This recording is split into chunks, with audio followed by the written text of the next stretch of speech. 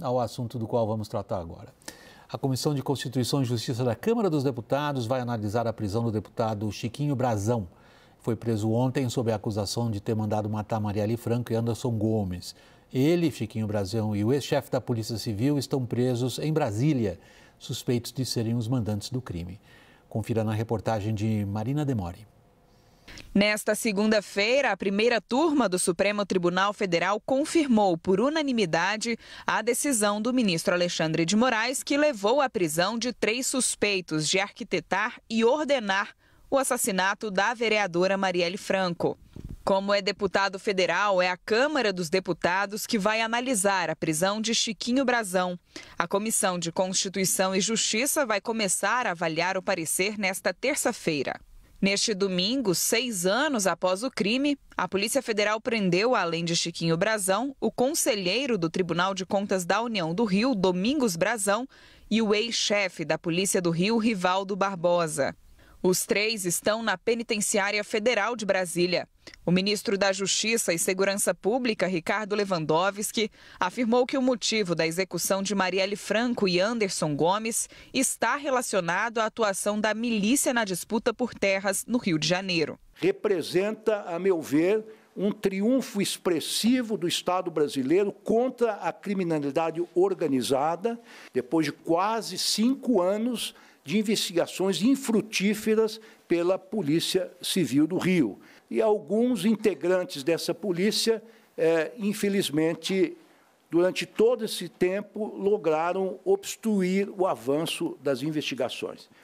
Segundo a Polícia Federal, Rony Lessa, autor dos disparos, relatou na delação premiada que os irmãos constantemente se queixavam da relação que a vereadora mantinha com lideranças comunitárias contra loteamentos de milícias na zona oeste do Rio de Janeiro, reduto eleitoral dos dois. Lessa também afirmou aos policiais que os Brazão prometeram como pagamento pelo assassinato que ele ganharia lotes oriundos de grilagem e permissão para a exploração da atividade de milícia no local. O caso da Marielle é solucionado, né, ou pelo menos é apresentada a sua solução, onde você tem um membro do Tribunal de Contas, um deputado federal que foi vereador e um chefe da polícia, fora todos os dobramentos que nós teremos para baixo. Crime, polícia e política não se separam no Rio de Janeiro. Domingos e Chiquinho Brazão são políticos com longa trajetória no Estado. Eles negam o envolvimento no crime. Rivaldo Barbosa, ex-chefe da Polícia Civil do Rio de Janeiro, foi nomeado para o cargo um dia antes da morte de Marielle. A Polícia Federal ainda apura se há relação entre a data da nomeação e a execução do crime. Segundo as investigações, Rivaldo ajudou a arquitetar o crime e prometeu impunidade aos mandantes. Ele nega as acusações. Raul Jungmann, na sua condição de ex-ministro da Segurança Pública a partir de fevereiro de 2018, você teve contato direto com as investigações sobre os 2 assassinatos, da Marielle e do motorista dela. Em que medida essa frase que publicamos agora do Freixo, crime, polícia e política não se separam no Rio, já era do seu conhecimento então? William, era de conhecimento desde o tempo em que o deputado federal presidia a Comissão de Segurança Pública e Combate ao Crime Organizado, ali pelo ano, 2000 aproximadamente. Né? 2000 não, na verdade 2002, 2003, aí em diante. Né? Eu já conhecia um pouco, não conhecia como conheço hoje, a realidade do Rio de Janeiro, e eu sabia que ali, e isso se confirmou depois, você tinha aquilo que eu denominei o coração das trevas. O que é isso? É uma aliança entre parte da política, parte da polícia, a milícia, não é? E o chamado escritório do crime, que é uma espécie de sindicato do crime e que atua à base de policiais, ex-policiais, sobretudo da reserva, mas também gente da ativa. Então, o que é esse pacto? Esse pacto é algo que existe Brasil afora, não é um privilégio do Rio de Janeiro, William, mas a verdade é que ele traz uma relação muito, digamos assim, orgânica, muito estruturada entre políticos do Rio de Janeiro a milícia, né, e a polícia. Como é que se dá isso? Se dá isso da seguinte maneira. A milícia controla crescentemente territórios. Já se calcula que aproximadamente 1,5 milhão a 1,8 milhão cariocas vivem sob o domínio das milícias. Quem domina o território, controla o voto. Quem controla o voto, elege o seu representante para o parlamento, ou seja, para a Câmara, para a Assembleia Legislativa e mesmo para a Câmara Federal, por exemplo. E aí, o que acontece? Ao chegar lá, ele vai procurar colocar representantes seus dentro do próprio Executivo, ou seja, dentro do governo do Rio de Janeiro. Isso quer dizer que nós podemos ter representantes parlamentares eleitos pela milícia, indicando, digamos assim, comparsas seus, aliados, para exercer cargos dentro da segurança pública, né? Então, é isso que eu chamo o coração das trevas. E como é que isso se fez? De um lado, as milícias, tendo controle do território, têm controle de votos para oferecer a esses políticos que participam dessa aliança, e, de outra parte, os políticos fazem a defesa, o chamado advocacy, e também abrem espaços em cargos do executivo, por exemplo, da saúde, da assistência social, que beneficia exatamente essas facções criminosas, essas milícias, né? Porque elas não vivem só da coerção, não vivem só da imposição e da força e da violência, vivem também podendo repassar para as comunidades carentes, em grande medida, exatamente benefícios. Então, é isso que eu denomino a aliança orgânica que você tem entre polícia, entre milícia, entre a política e também a questão do chamado escritório do crime, que tem funções de eliminar aqueles que desagradam os membros dessa, digamos, associação criminosa que capturou boa parte da segurança pública e do próprio Estado do Rio de Janeiro. Daniel. Ministro Raul Jungmann, um dos fatos que eu reputo mais importantes do relatório da Polícia Federal divulgado ontem é a participação e o acobertamento do delegado Rivaldo Barbosa, então chefe da Divisão de Homicídios do Rio de Janeiro, depois alçado à chefia da Polícia Civil. No relatório, lê-se que o Comando Militar do Leste, seu setor de inteligência à época, desaconselhou os interventores da segurança pública no Rio de Janeiro a nomeá-lo como chefe da Polícia Civil. Isso até gerou uma repercussão depois. Quem que teria deixado de ouvir o setor de inteligência? O general Richard Nunes, que era secretário de Segurança Pública, ou Walter Braga Neto, que era o interventor? O que o senhor acha que pode ter acontecido ali? Será que é um fio que, se a gente puxar, vai sair mais problema dali, não? Olha, eu não tive informação exatamente disso. Vou explicar aqui isso por quê. Praticamente uma semana depois que foi decretada a intervenção pelo presidente Temer, eu assumia o Ministério da Segurança Pública. E ali eu percebi claramente que a intervenção, ela queria nos manter à distância, né? Queria nos manter à distância. A Raquel Dodge, ela estava tentando fazer a federalização.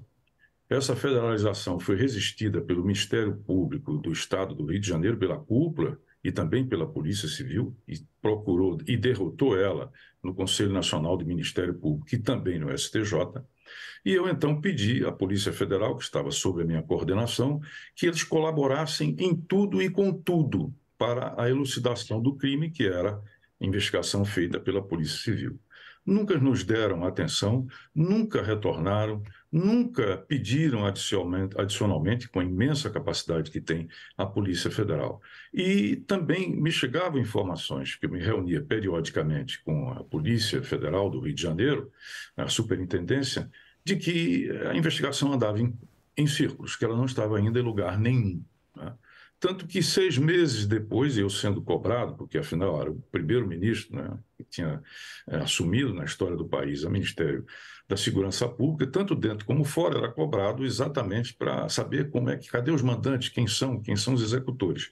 No 6º mês, Daniel, o que foi que eu fiz? Eu dei uma coletiva dizendo que nós estávamos prontos para entrar, que nós já tínhamos equipe, que nós já estávamos exatamente formatados, preparados para assumir. E isso levou exatamente a mais uma negativa, tanto do Ministério Público, da cúpula do Ministério Público do Rio de Janeiro, como também da própria Polícia Civil. Então, a nossa participação se deu muito mais em conjunto com a Procuradora-Geral da República, Raquel Dodge, quando nós, ao perceber que, de um lado, estava bloqueado o deslocamento de competência, ou seja, a federalização, e, de outra parte, não nos queriam sequer colaborando lá, nós então decidimos, a partir de um depoimento importantíssimo, eu diria até decisivo, do Orlando Curicica, que foi um dos que foi dito como um possível assassino da Marielle, que estava no presídio, no penitenciário de segurança máxima de Mossoró. Nós, ao ler tudo aquilo lá, nós decidimos então fazer uma investigação da investigação. Essa investigação da investigação foi que levou, tempos depois, e com a participação de duas procuradoras que têm um papel importante, tanto a Letícia como a Simone, levou a isso que nós estamos vendo os resultados agora. Então, era isso que eu poderia lhe dizer a esse respeito. É isso. Ministro Jungmann, o senhor disse agora há pouco, o senhor citou um processo de captura da segurança pública no Rio de Janeiro. Acho que a revelação, a elucidação do caso da Marielle traz um alívio por um lado, mas foi extremamente assustador ver a intensidade da disseminação do crime nas esferas do Estado. E eu queria lhe ouvir por onde começar a desmontar esse sistema. Olha, vamos lá. Na noite seguinte à morte da Marielle, eu voei diretamente para o Rio de Janeiro e tivemos uma reunião na cidade da polícia com a participação do interventor, do Braga Neto, do Richard, que era o secretário de Segurança Pública, do Rivaldo Barbosa, que tinha sido indicado, ele era da Delegacia de Homicídios, é bom lembrar isso, e assumiu a Polícia Civil, estava lá também o Procurador-Geral do Estado, o Gussen, e a Raquel, naquele momento, já manifestava a preocupação, tomar a decisão de fazer a federalização, né, levar o crime para o nível federal e as investigações pela Polícia Federal. Nesta noite, eu vi, William, o Rivaldo Barbosa dizer que estava muito chocado e muito triste com a morte da Marielle. Por quê? Porque ele disse para nós que o Rivaldo fazia a ligação entre o gabinete do Marcelo Freixo, que era o deputado estadual, né, e ele, com a polícia, através dele, e que eles tinham um contato frequente, e que depois, quando ela se transforma em vereadora, esse contato se tornou ainda mais intenso. E que ele tinha desenvolvido uma amizade, que eram amigos que cooperavam, etc, etc. Isso foi o que ele falou naquele preciso momento, né? Com relação à questão do que eu queria aqui chamar a atenção para o seguinte: quando o Orlando Curicica foi acusado, ele já estava preso na Bangu 9. Lá ele pediu para ser ouvido pelo Ministério Público Estadual, que, segundo ele, se trata de um criminoso, se trata de um miliciano, portanto, temos que ter cautela com o que ele diz. Ele não foi ouvido pelo Ministério Público e foi depois mandado para a Penitenciária de Segurança Máxima de Mossoró. Lá ele pede para ser ouvido pelo Ministério Público Federal, que o ouve por ordem da doutora Raquel Dodge. Este depoimento, eu diria que ele foi fundamental. Por quê? Porque ali ele está dizendo, abrindo, por assim dizer, o que ele conhecia a respeito do que o Rivaldo fazia, que o dinheiro que o Rivaldo recebia, a questão de que determinadas delegacias especializadas do Rio de Janeiro, elas cobravam exatamente, recebiam recursos, em parte do bicho, em parte da própria contravenção da droga, do tráfico de drogas. Ele dizia também que, eu vou relatar aqui um caso, William, que é interessante. Certa feita, ele se disse com pouco dinheiro e teve que vender o carro por conta de dívidas. Então, ele é um policial da reserva, um PM da reserva. Então, um colega dele da ativa, não sei se um tenente, um capitão, se vamos procurar o comandante da companhia. E lá, chegando, isso no depoimento dele, expuseram a questão, o comandante da companhia então disse para ele o seguinte: olha, peguem um carro. Primeiro, eu quero uma participação dentro do território que você controla. Segundo lugar, pegue um carro da Polícia Militar, descaracterize e passe a utilizá-la para, digamos assim, recolher o dízimo. Então, eram coisas como essa que pareciam absolutamente inverossímeis, mas que hoje a gente está vendo que elas estão, de certa forma, acontecendo. Agora, como a gente conseguir sair dessa septicemia em que o crime organizado capturou grande parte da segurança pública do próprio Estado do Rio de Janeiro? Primeiro que tudo, o eleitor carioca não votar em governador que faça aliança branca, como fizeram no passado com a milícia, com o crime organizado. Isso é fundamental. Está na mão do eleitor essa decisão, porque o início da mudança tem que ser pela política, tem que ser efetivamente pela política. E a partir de agora, eu diria, é preciso começar a cobrar realmente medidas concretas, compromissos, de fato, aqueles que vão assumir mais adiante isso que aí está, e cobrar, evidente, do atual incumbente. Né? Existem medidas, não vou aqui detalhar, que são fundamentais para que não volte a acontecer essa aliança, tá certo? Das trevas que hoje nós temos no estado do Rio de Janeiro. Uma outra coisa, William, no outro nível, é a questão nacional. Nós não vamos imaginar que o Rio de Janeiro sairá sozinho, sem apoio do governo federal, na situação que ele se encontra. Não vai. Ele hoje não tem forças, porque grande parte do Estado e grande parte da segurança pública, como eu disse aqui, foi capturado. Então, é preciso que a gente encare o fato de que nós precisamos centralizar. Nós precisamos, na verdade, de uma emenda constitucional que dê responsabilidades e contribuições, e competências ao governo central, que isso não existe. E isso não existindo, eu encerro dizendo o seguinte: se o governo federal não tem responsabilidade constitucional, se o governo federal não tem capacidade de coordenação, porque não tem base legal para isso, se o governo federal não tem efetivo suficiente para enfrentar, se o governo federal não aloca recursos para isso, nós não vamos conseguir superar essa situação que parece engolfar o Brasil. E essa segurança pública que nós temos hoje, eu finalizo, ela, na verdade, é funcional à criminalidade, ela é funcional à violência, ela é funcional à insegurança que os brasileiros e brasileiras estão vivendo. Algo por último, que o nosso tempo está acabando. A sua frase é muito contundente. Você declarou que o crime organizado capturou a segurança pública no Rio de Janeiro e está engolfando o país nacionalmente. Essa investigação da Polícia Federal parece ter aberto para nós uma janela pequena. Ou qual é o tamanho dessa janela que a investigação da Polícia Federal abriu, no caso Marielle, sobre essa situação que você descreveu? Olha, eu acho que é uma chance histórica que se tem. É uma chance histórica. Agora, será que seremos capazes de aproveitá-la? Essa é a grande questão. Porque senão essa janela, essas oportunidades, William, se fecham.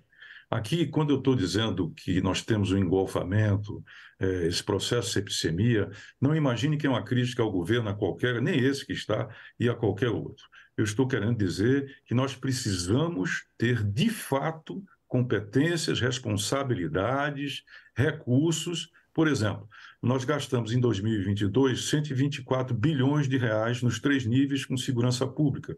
O governo central só 22. Nós temos aproximadamente 800 mil, é o efetivo dos policiais que nós temos no Brasil. O governo central tem algo como 24 mil, não chega nem a ser 5%. Das 1.400 unidades prisionais que nós temos no Brasil, grande parte, ou quase totalidade, controlada pelo crime organizado, o governo federal tem apenas 5. Como é possível, com esse efetivo, sem recursos suficientes, sem responsabilidades constitucionais, nós temos excelentes ministros, como é o caso do Flávio Dino, que lutou muito, e devemos a ele o esforço para chegar lá. Temos agora o ministro Lewandowski, mas, de fato, eles não têm nas mãos ferramentas e instrumentos para enfrentar um crime que se nacionaliza e se transnacionaliza. Lembrando que a violência, a insegurança, faz com que a sociedade tenha posturas regressivas e isso termina ameaçando a própria democracia, quando não destruindo a nossa sociabilidade nas nossas grandes cidades. Raul Jungmann, ex-ministro da Defesa e da Segurança Pública, muito obrigado pela participação aqui no WW. Boa noite, Raul. Boa noite, muito obrigado. Igualmente.